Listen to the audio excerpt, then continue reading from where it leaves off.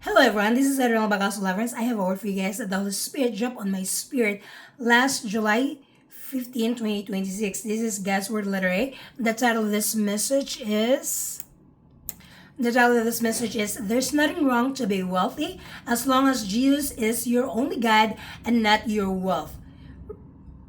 Reference is Google. So what does it mean?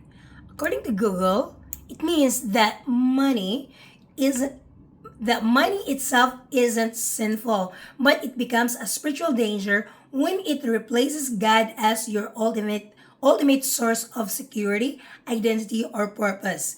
Wealth is seen as a tool to be managed, not an idol to be worshipped.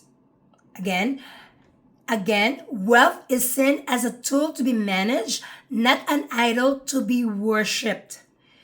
To explore this perspective, consider these key principles: the danger of idolatry.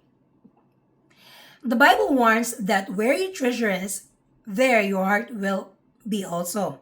That is in Matthew chapter 6 verse 21. It so this verse means when wealth becomes the primary focus of your life, it turns into an idol. Wealth as a blessing and a tool, it means having financial abundance is not inherently bad. Figures like Abraham and King Solomon were wealthy. It is viewed as a resource that God provides to bless others and do good works. Stewardship versus ownership.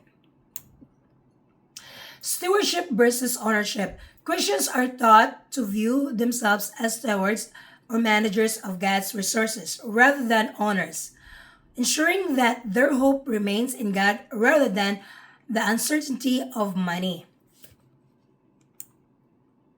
The Bible does not condemn wealth, but rather the love of money and putting riches before God.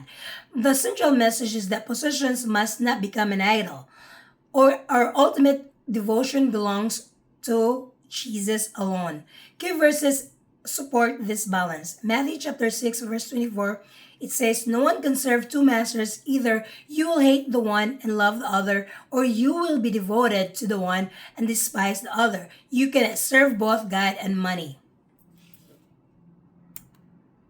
First Timothy chapter 6 verse 10, it says, "For the love of money is the root of all kinds of evil. Some people eager for money and have wandered from the faith and pierced themselves with many griefs." In First Timothy chapter 6 verses 17 to 19 instructs those who are rich. It says, not to be arrogant, not to put their hope in wealth, which is so uncertain, but to put their hope in God. So it means commanding them to be generous and share. Proverbs chapter 10 verse 22, it says, "The blessing of the Lord brings wealth without painful toil for it." Matthew chapter 19 verse 21 to 24. The 24, Jesus said to him, "If you would be perfect, go, sell what you possess and give to the poor, and you will have the treasure in heaven, and come, follow me." When the young man heard this, he went away sorrowful, for he had great possessions. And Jesus said to his disciples, "Truly I say to you, only with the difficulty will a rich person enter the kingdom of heaven.